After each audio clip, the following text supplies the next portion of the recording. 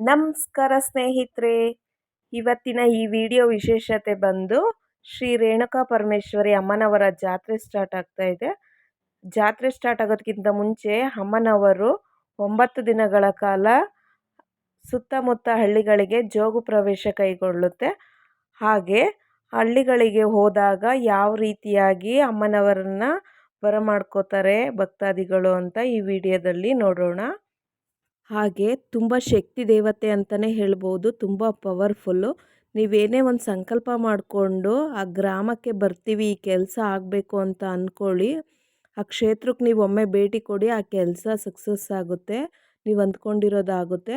ಹಾಗೆ ಅಮ್ಮನವರನ್ನ ಹಳ್ಳಿಯಲ್ಲಿ ತುಂಬ ಅದ್ಧೂರಿಯಾಗಿ ಮಾಡ್ಕೋತಾರೆ. ಹಾಗೆ ಹಳ್ಳಿಗಳಲ್ಲಿ ಒಂದು ಹಬ್ಬದ ವಾತಾವರಣನೇ ಸೃಷ್ಟಿಯಾಗಿರುತ್ತೆ. ಅಷ್ಟು ಖುಷಿಯಿಂದ ಅಮ್ಮನವರು ಬರ್ತಾರೆ ಅಂದರೆ ಅಷ್ಟು ಸಿದ್ಧತೆ ಮಾಡ್ಕೋತಾರೆ. ತುಂಬ ಮಡಿಯಿಂದ ದೇವರಿಗೆ ಆ ರೀತಿಯಾಗಿ ನೀರನ್ನು ಹೋಗೋ ಜಾಗಕ್ಕೆ ನೀರನ್ನು ಸೆಳೆವೊಯ್ಕೊಂಡು ಹೋಗ್ತಾರೆ. ಅಮ್ಮನವರು ಬರ್ತಾರೆ ಅಂತ ಮುಂಚೆನೇ ಊರಿಂದ ಹೊರಗಡೆ ಅದಕ್ಕೆ ಒಂದು ಪೀಠನ ರೆಡಿ ಮಾಡಿ ಸಿದ್ಧತೆ ಮಾಡಿಕೊಂಡು ಆನಂತರ ಅವರು ಊರಿನ ಒಳಗಡೆ ಕರ್ಕೊಂಡೋಗೋದು. ಅಲ್ಲೇ ತನಕ ಆ ರೀತಿಯಾಗಿ ಅಲ್ಲಿ ಕೂರಿಸಿ ಆಮೇಲೆ ಆರತಿ ಎಲ್ಲನೂ ತೊಗೊಂಬಂದು ಅದನ್ನು ಕರ್ಕೊಂಡೋಗೋದು.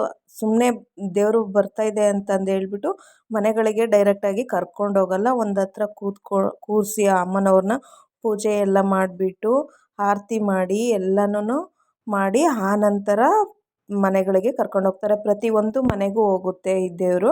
ಪ್ರತಿಯೊಂದು ಮನೆಗೆ ಹೋದಾಗೂ ಅಷ್ಟೇ ದೇವ್ರ ಜೊತೆಗೆ ಬಂದಿರೋಂಥ ಭಕ್ತಾದಿಗಳಿಗೆಲ್ರಿಗೂ ಊಟದ ವ್ಯವಸ್ಥೆ ಮಾಡ್ತಾರೆ.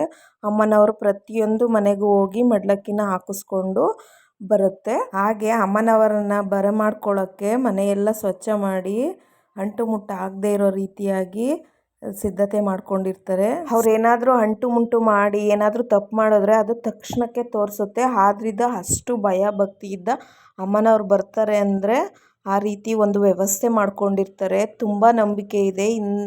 ತುಂಬ ದಿನಗಳ ಕಾಲದಿಂದ ಈ ರೀತಿಯಾಗಿ ಈ ಪದ್ಧತಿ ನಡ್ಕೊಂಬಂದಿದೆ. ಪ್ರತಿಯೊಂದು ಮನೆಗೂ 9 ದಿನಗಳ ಕಾಲ ಅದು ಜೋಗು ಪ್ರವೇಶ ಹೋಗೋದಾಗಿರ್ಬೋದು, ಒಂದು ವಾರಗಳ ಕಾಲ ಜಾತ್ರೆ ಆಚರಿಸ್ತಾರೆ. ಪ್ರತಿಯೊಂದು ದಿನವೂ ಒಂದೊಂದು ವಿಶೇಷತೆ ಇರುತ್ತೆ ಜಾತ್ರೆಯಲ್ಲಿ. ಹಾಗೆ ಒಂದೊಂದು ಹರಕೆನೂ ಮಾಡ್ಕೋತಾರೆ.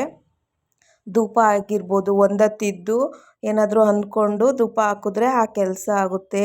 ಹಾಗೆ ಬೇವಿನ ಸೀರೆ, ಬಾಯಿಗೆ ಬೀಗ ಹಾಕೋದಾಗಿರ್ಬೋದು, ಕೆಂಡ ಆಡೋದು, ಈ ರೀತಿಯಾಗಿ ತುಂಬ ಹರಕೆಗಳಿದ್ದಾವೆ.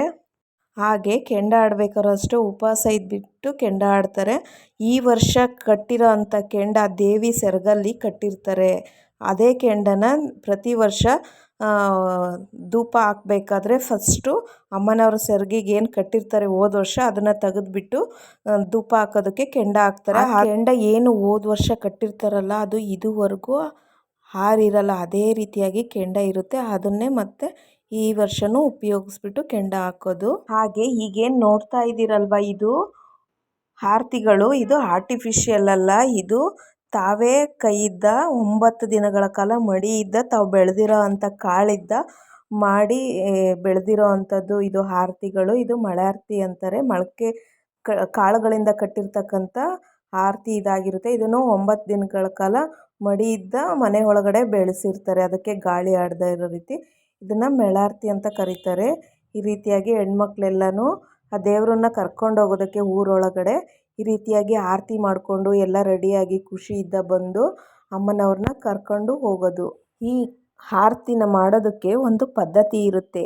ಈ ರೀತಿಯಾಗಿ ಮಡಿಯಿಂದ ಮಾಡಿರ್ತಾರಲ್ವ, ಅವ್ರ ಮನೆಯಲ್ಲಿ ಯಾವ ರೀತಿ ಬೆಳೆ ಆಗುತ್ತೆ ಅನ್ನೋದು ಸೂಚನೆ ಈ ಆರತಿ ಮೂಲಕ ತೋರಿಸುತ್ತೆ. ಅದೇನಾದರೂ ಕೆಟ್ಟೋಗೋದು ಈ ರೀತಿಯಾಗಿ ಆದರೆ ಆ ವರ್ಷದ ಬೆಳೆ ಆ ಮನೆಯಲ್ಲಿ ಅಷ್ಟು ಚೆನ್ನಾಗಿ ಆಗಲ್ಲ ಅಂತ.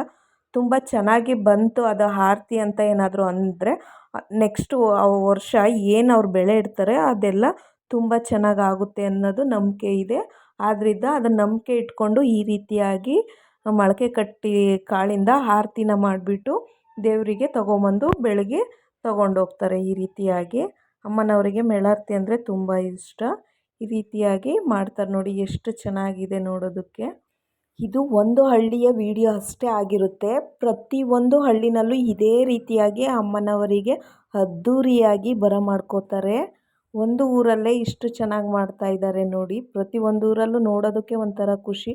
9 ದಿನವೂ ಒಂದು ಹಬ್ಬ ಥರ ಇರುತ್ತೆ ಪ್ರತಿಯೊಂದು ಊರಲ್ಲೂ.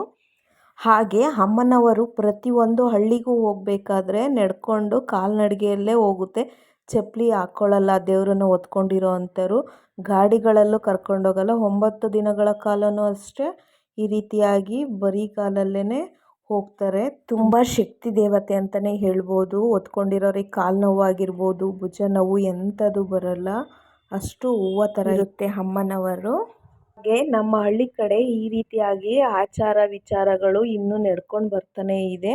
ನಿಮ್ಮೂರ ಕಡೆನೂ ಇದೇ ಥರ ಸಂಪ್ರದಾಯ ಇದ್ದರೆ ಯಾವ ಊರು, ಎಲ್ಲಿ, ಏನು ಅಂತ ಕಮೆಂಟ್ ಮಾಡಿ. ಹಾಗೆ ಅಮ್ಮನವರ ಮೇಲೆ ನಿಮಗೆ ನಂಬಿಕೆ ಇದ್ದರೆ ನೀವು ಒಮ್ಮೆ ಈ ಕ್ಷೇತ್ರಕ್ಕೆ ಭೇಟಿ ಕೊಡಿ. ನಿಮ್ಮದೇನೇ ಸಮಸ್ಯೆ ಇದ್ದರೂ ಇಲ್ಲಿ ಪರಿಹಾರ ಸಿಗುತ್ತೆ. ಸುಮ್ಮನೆ ಮನಸ್ಸಲ್ಲಿ ನೀವು ಇರೋ ಅಂಥ ಜಾಗದಿದ್ದಲ್ಲೇ ಅಂದ್ಕೊಳ್ಳಿ, ಇಂಥ ಕೆಲಸ ಆಗಬೇಕು, ಆದರೆ ನಾನು ನಿಮ್ಮ ಕ್ಷೇತ್ರಕ್ಕೆ ಬರ್ತೀನಮ್ಮ ಅಂತಂದೇಳಿ ಅಂದ್ಕೊಳ್ಳಿ. ಆ ಕೆಲಸ 100% ಅಲ್ಲ 200% ಆಗುತ್ತೆ. ನಾವು ನಂಬಿಕೆ ಇಟ್ಕೊಂಡು ನಾವು ಈ ರೀತಿಯಾಗಿ ಮಾಡ್ಕೊಂಬರ್ತಾಯಿದ್ದೀವಿ. ನಾವೇನೇ ಅಂದ್ಕೊಂಡ್ರೂ ಅಮ್ಮನವರ ಮೇಲೆ ಭಾರ ಹಾಕಿ ಆ ಕೆಲಸ ಮಾಡ್ತೀವಿ, ಆಗುತ್ತೆ. ಹಾಗೆ ಅಮ್ಮನವರು ಕುರು ತೋರಿಸ್ತಾರೆ. ನಾವೇನಾದರೂ ಒಂದು ಅಂದ್ಕೊಂಡು ಕುತ್ಕೊಂಡ್ರೆ ಅದು ತೋರಿಸುತ್ತೆ.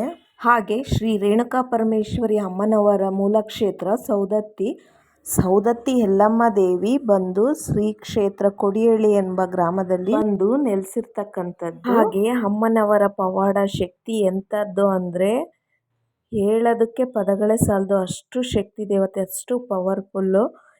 ಇದನ್ನು ಯಾವ ರೀತಿ ಅಂತ ನೀವು ತಿಳ್ಕೋಬೇಕು ಅಂದರೆ ಒಮ್ಮೆ ಈ ಕ್ಷೇತ್ರಕ್ಕೆ ಭೇಟಿ ಕೊಡಿ.